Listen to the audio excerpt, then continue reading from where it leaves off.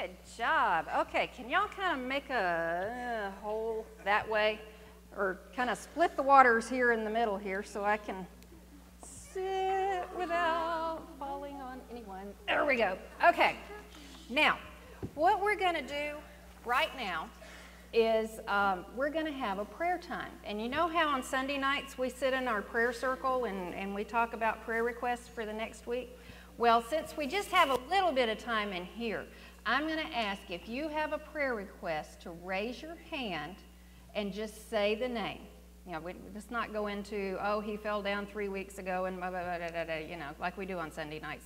If you can just say their name, and then we're going to pray for them, okay? Anybody got a prayer request? Aaron? Your Nana. Aaron's great-grandmother passed away this last week, so we need to pray for her family. CJ broke his nose. He had surgery earlier in the week, so we need to pray for him too. Anybody else? My dad. Your dad? Okay. Brent? My nose. Your nose? Okay. Yeah. I Good got this deal. little sore. Okay. We'll hope it goes away. Anybody else? Aiden?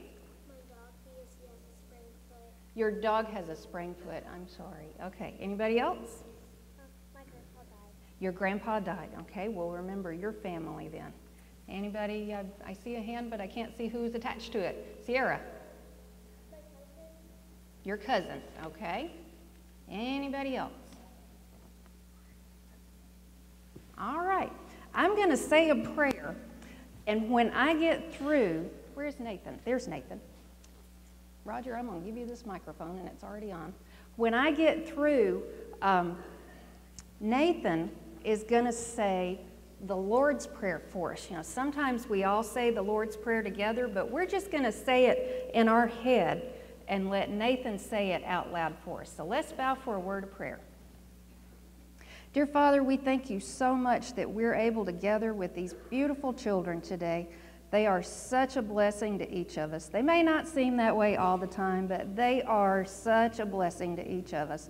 Please bless them and their families. Be with all of those that we've named here today and give them healing, give them comfort, give them strength, and give them your love. Wrap your arms around them and just know that we're praying for them and that others love them. Please be with us as we go this week. Okay, Nathan.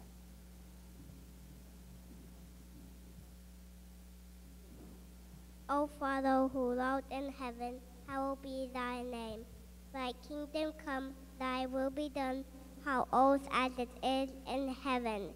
Give us this day our daily bread, and forgive us our trespasses, as we forgive those who trespass against us. Lead us not into temptation, but deliver us from evil. For thine is the kingdom, and the power, and the glory forever. Amen. Amen.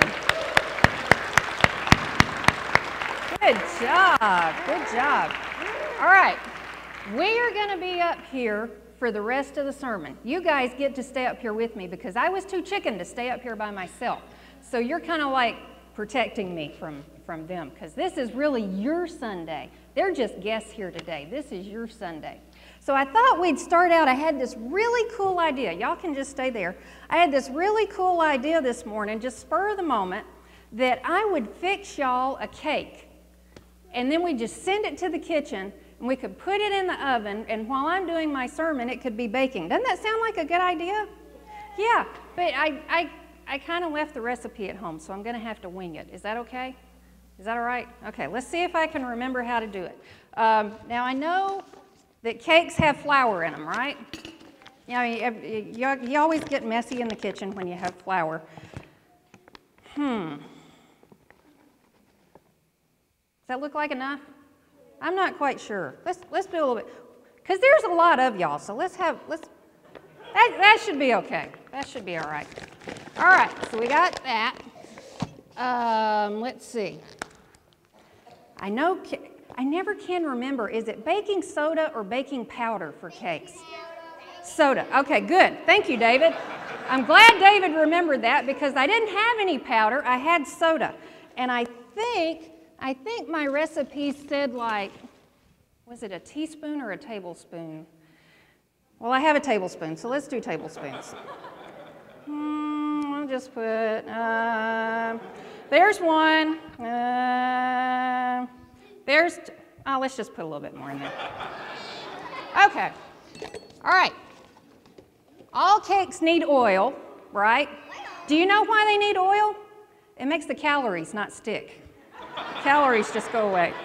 So all cakes need oil, so let's just, woo! Because we don't want any calories, do we? No, that wouldn't be any fun at all. All right, now, we'll mix that up a little bit. I'm missing eggs. I know that recipe said eggs already beaten. So I didn't have any eggs, but I had this biscuit from Bojangles. And it has scrambled eggs on. These are beaten, right? They're already beaten. So, let's just. And that was 2 eggs. 2 eggs. There you go. Okay. Now, last thing I needed was some sugar. Would you believe there was not any sugar in that kitchen here at Latham? There was no sugar. So I found this pancake syrup left from. This is pure sugar, isn't it? Okay. Is Joe Martin here? Cover your eyes, Joe.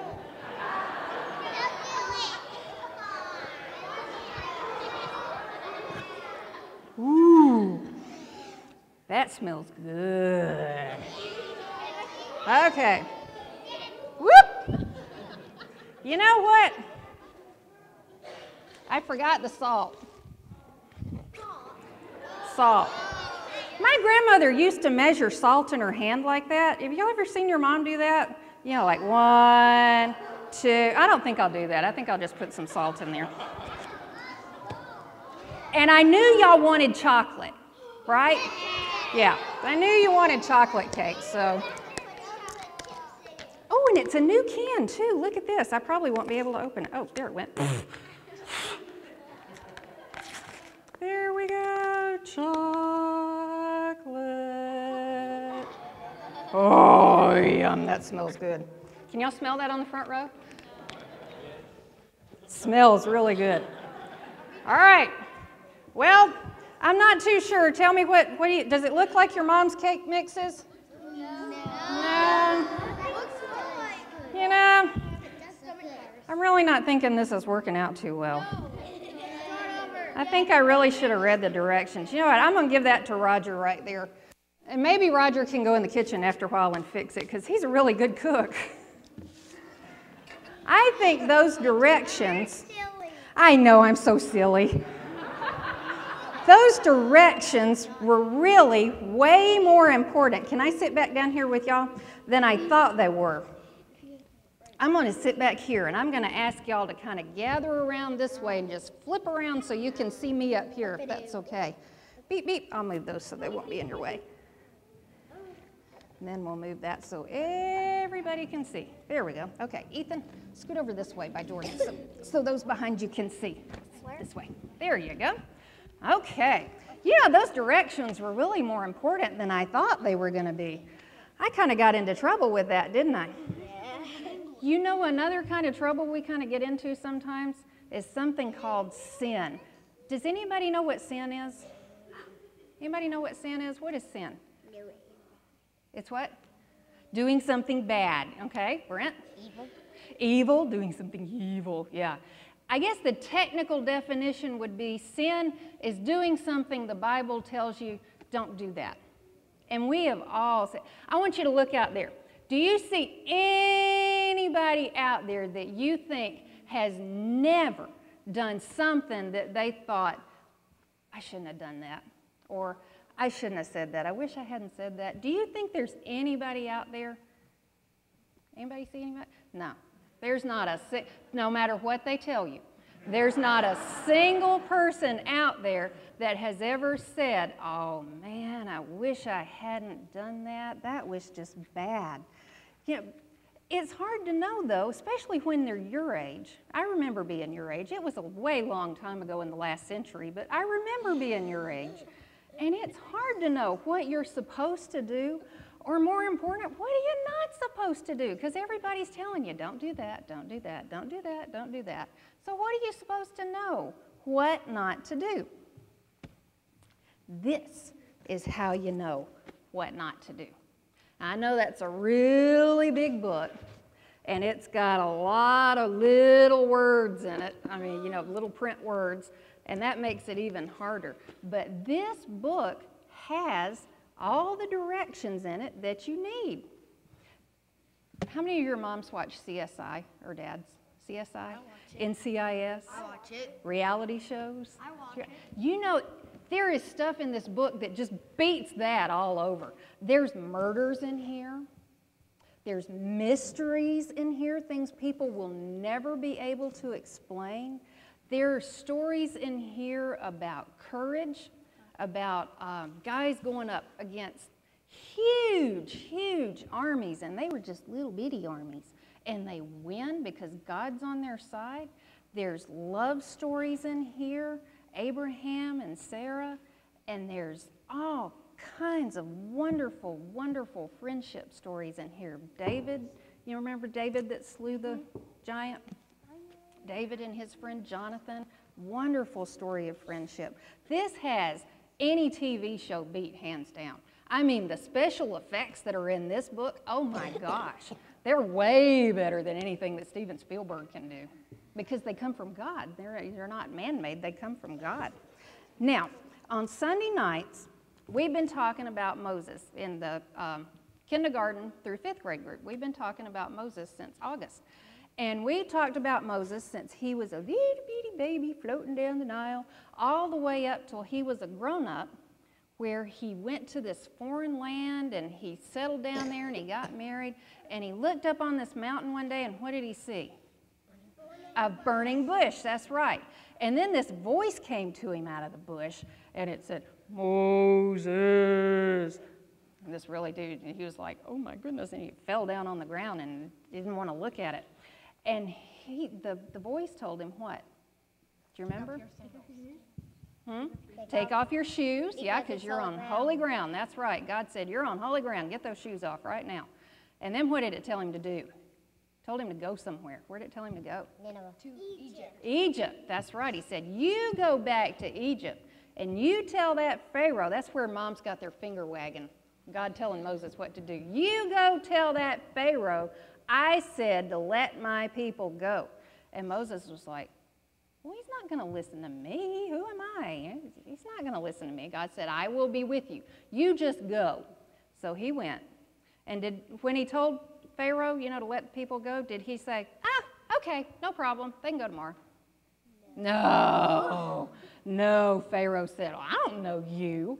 And what's more, I don't know your God. So not only am I not going to let them go, I'm going to make them work harder than they did before. So there. And then what did Moses say?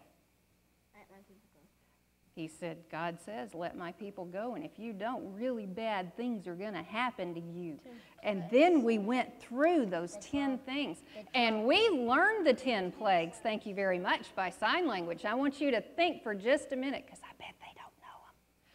I want you to think just a minute in your head if you can name all 10 plagues. And then I'm going to get up here, and we're going to do our 10 plagues, and I'm going to cheat because I'm doing the sermon and I can.